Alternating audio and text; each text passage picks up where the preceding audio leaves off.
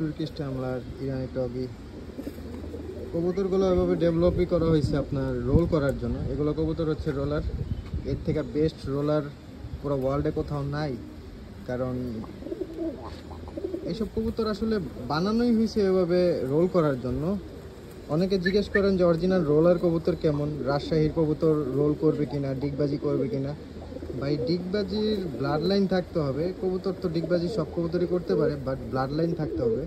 আর এগুলো হচ্ছে বাই বোন ব্লাড লাইন ক্যারি করে, কারণ এগুলার জাতি এটা ডিগবাজি করার জন্য এদের বানানো হয়েছে। তো এই হচ্ছে টার্কিশ টামলার, ইরানি টগি।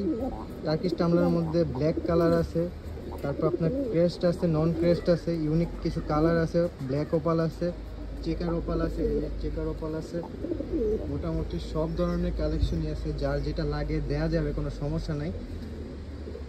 বাট এই ব্রিডটা সম্পর্কে সবার আইডিয়া থাকতে হবে।